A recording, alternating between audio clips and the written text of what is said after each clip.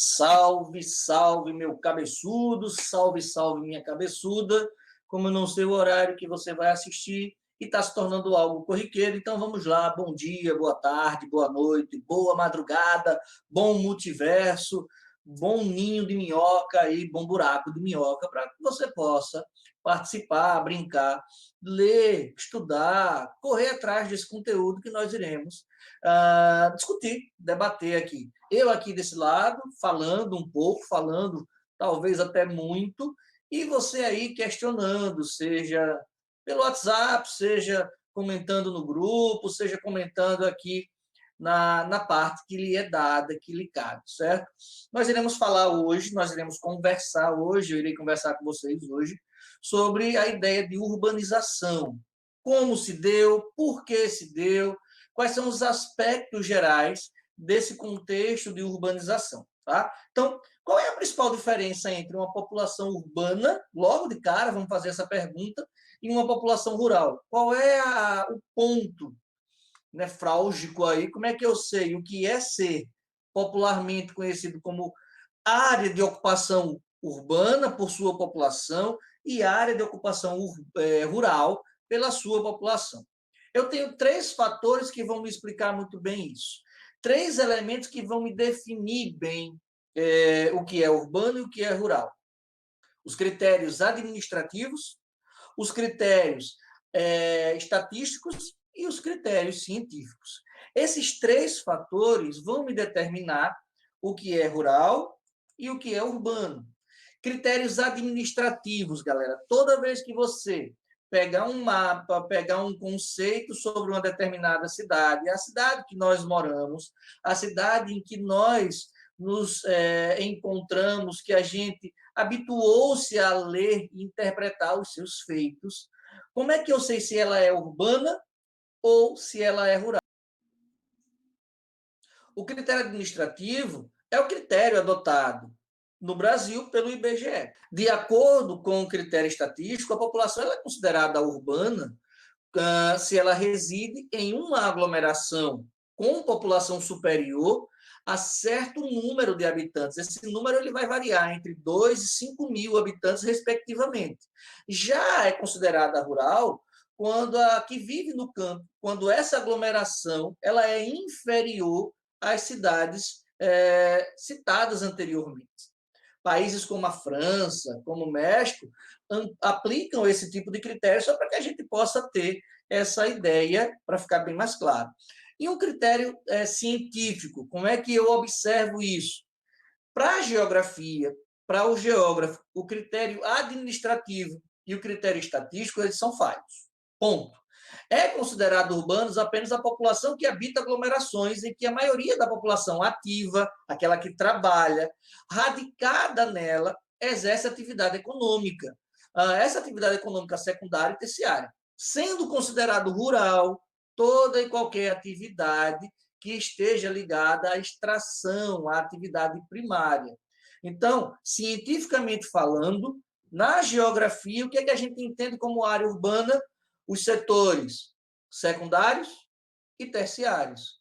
Você vê a massa da população trabalhando ou no comércio, ou na prestação de serviços, ou na indústria, deixando isso mais claro.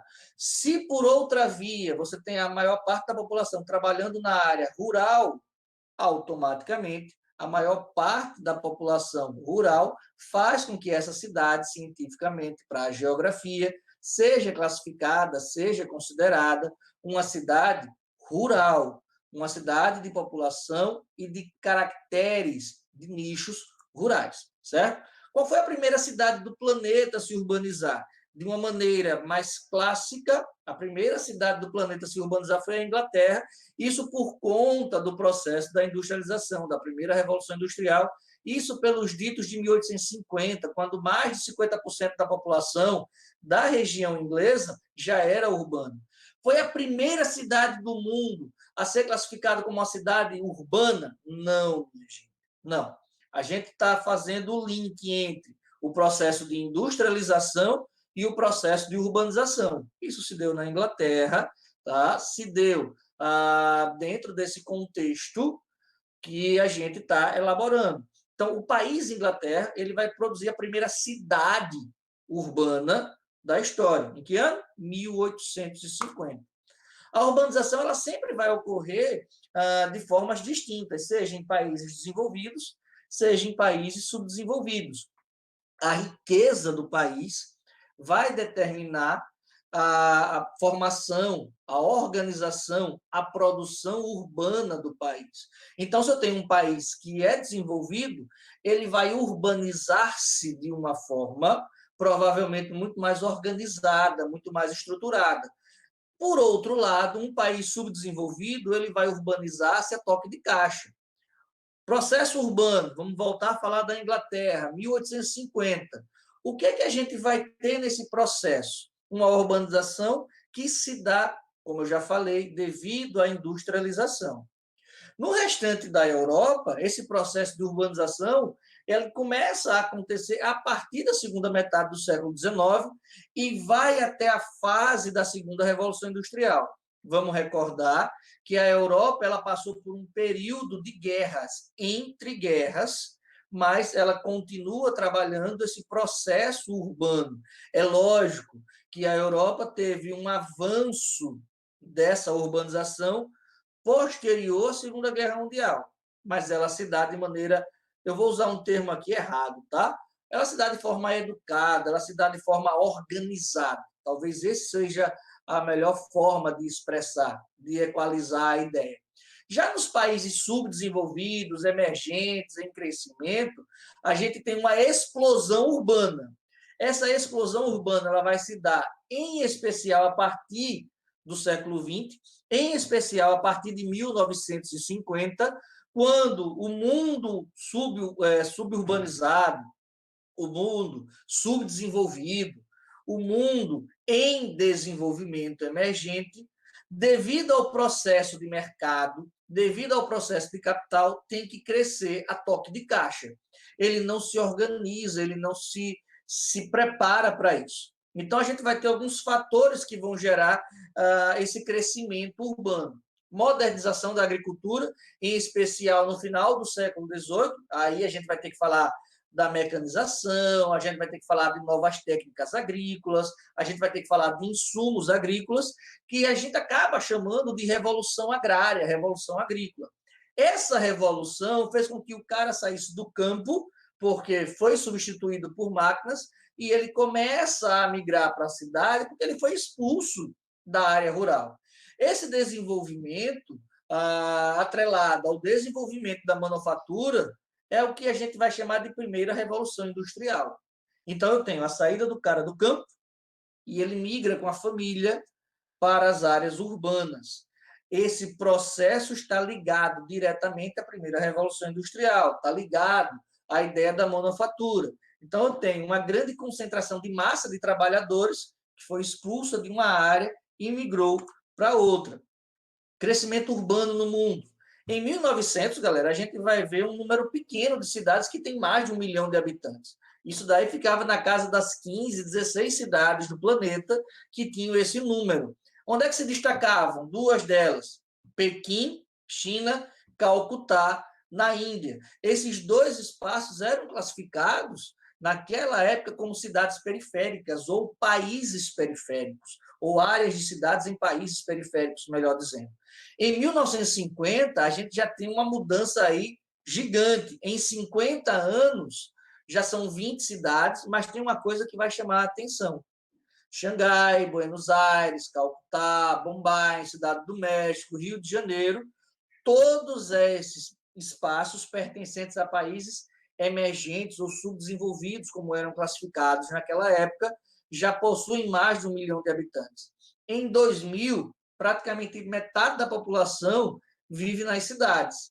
A previsão é que até 2035, 2050, a gente vai ter em algumas cidades uma população acima de 8, 10 milhões de habitantes. São Paulo, por exemplo, hoje, estamos em 2020, ela possui, na Grande São Paulo, 12 milhões de habitantes, certo? Então, a gente tem hoje mais ou menos 36, 40 cidades com mais de 8 milhões de habitantes, mas dessas, 4 são em países desenvolvidos. Repara só, Nova York, Los Angeles, Tóquio e Osaka.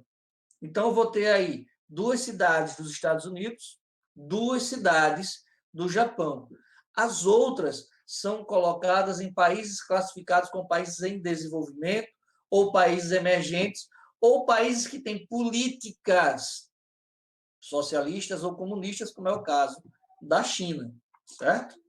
Características do processo de urbanização no Brasil. Foi marcado por uma formação de grandes cidades de uma hora para outra, uma concentração em 2 grandes cidades, aí a gente vai destacar. Características do processo de urbanização no Brasil. Foi marcado por uma formação de algumas grandes cidades, destacando-se aí São Paulo e Rio de Janeiro, uma parcela expressiva das riquezas da população brasileira se concentrou nesses espaços ou foi levado para esses espaços por conta da indústria. Ocorreu um expressivo crescimento das atividades terciárias, incluindo aí setor formal e o setor informal da economia. Volto a repetir, São Paulo e Rio concentram essas demandas. Esse ritmo acelerado de crescimento, ele se destaca entre as décadas de 1950 e 1960, tem uma queda na década de 1970, mas se mantém ali no eixo sul-sudeste, destacando-se região sudeste, e apresenta um padrão periférico. A gente vai ter um crescimento periférico e uma formação de manchas urbanas dessa população, que acaba sendo classificada como uma população de baixa renda. Geralmente, ela foi empurrada para as áreas mais distantes do centro e servem apenas como massa de trabalho. Eu não vou aqui usar o termo massa de manobra, mas massa de trabalho, certo? Só que, quando a gente fala de área urbana, a gente tem que fazer uma pergunta. O que verdadeiramente é uma cidade? O que é que se constitui em uma cidade? Como nós classificamos uma cidade?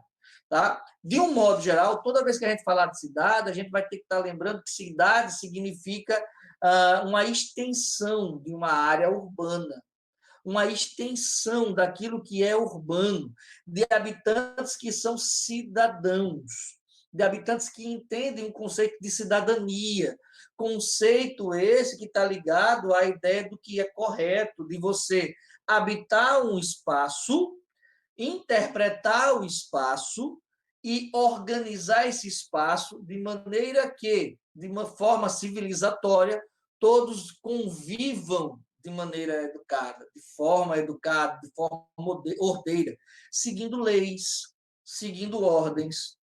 Será que a nossa cidade é desse jeito? Será que a nossa cidade vive desse jeito? Para pensar. A nossa cidade, ela é ordeira? A nossa cidade, ela segue ordens, segue leis, mas segue mesmo. A nossa cidade mantém a limpeza pública, mantém o estado público de organizado, de bem habitado? Será que a gente já passou por todas as transformações espaciais geográficas possíveis? Então, o conceito de cidade passa muito por isso daí. Eu posso afirmar que uma cidade ela é um alojamento de pessoas, ela recebe uma quantidade gigante de pessoas, ela passa por um período de boom de pessoas, tá? Toda vez que eu olho para essa ideia de urbanização, eu tenho que estar atento que quanto mais gente vai ocupando o espaço urbano em que eu vivo, mais preocupação eu tenho que ter com a infraestrutura da cidade, com o planejamento urbano da cidade, com a estrutura de moradia para receber essas pessoas, moradias em casas, moradias em prédios, em conjuntos ou condomínios. Eu tenho que ter uma noção básica e uma condição básica para que esse morador ele tenha o mínimo de vida decente. Então, toda vez que eu vou pensar em uma área urbana, em uma área de cidade urbanizada, eu tenho que ter em mente que essa cidade ela não pode ser um ajuntamento de seres humanos. Ela tem que dar para esse cidadão a condição mínima de viver bem. de interpretar bem o espaço, de reconhecer bem o espaço, de interpretar bem o lugar em que se vive e de enxergar as necessidades e demandas desse espaço, porque uma cidade, uma área urbana, devido ao acelerado processo de ocupação, sempre precisa de uma mudança, sempre precisa de uma melhora. E essa melhora, essa mudança, ela passa pelo planejamento urbano. Qual é a finalidade do planejamento urbano? Basicamente, garantir a função social da cidade, garantir uma política de desenvolvimento urbano coerente, garantir um cuidado para a sua população. O planejamento urbano ele vai passar por essas demandas. A gente tem leis específicas, a gente tem artigos específicos para esse planejamento, para esse cuidado, certo? Então, quando eu penso em urbanização, quando eu falo nesse processo de ocupação, eu tenho que estar atento a como a minha cidade ela se organizou, como a minha cidade ela se estruturou, qual é a função social da cidade em que eu vivo. Uma cidade ela só vai conseguir ser estruturada, ela só vai conseguir ser classificada como muito bem ordeira se ela tem garantido para os seus habitantes moradia para todos os habitantes, circulação, seja essa circulação das pessoas caminhando, seja de bicicleta, seja de veículos públicos, seja com veículos particulares, mas essa circulação ela tem que acontecer de maneira ordeira, organizada, tenha lazer e tenha um trabalho. Então, essa estrutura vai me dar o conceito de que a cidade ela vem sendo construída de maneira bacana, habitual, tranquila. E aí vem a pergunta: quando eu olho para as áreas urbanas, como se divide as moradias? As moradias urbanas dentro do nosso país, olhando para o Brasil, elas são adequadas? As pessoas vivem, moram em ambientes adequados, tem saneamento básico, tem limpeza pública, a gente tem um cuidado com os moradores, a circulação das pessoas no centro, nas áreas mais afastadas do centro, elas acontecem de forma correta, tranquila, ordeira, existe espaço para que todo mundo, seja caminhando, seja de bicicleta, seja em veículos, possam circular de forma tranquila. E o lazer dessas pessoas? Acontece fora de dentro da sua casa, porque aí tem uma coisa que é muito importante. A gente hoje, porque aí tem uma coisa muito importante. A gente hoje vive muito preso dentro de casa, através de jogos de computador, jogos do celular, mas existe um momento em que essa população que está presa, que está restrita em casa, ela precisa estar fora de casa. Ela precisa conviver com outras pessoas, conviver com os seus fora desse ambiente de casa. Tem que estar fora, num parque, na praia, na praça, tem que se conviver com outras pessoas ou até com seus pares, mas não mais dentro de casa. E o lazer, ele é necessário para esse grupo de pessoas, tá? É necessário para todos nós. E aí a questão do trabalho.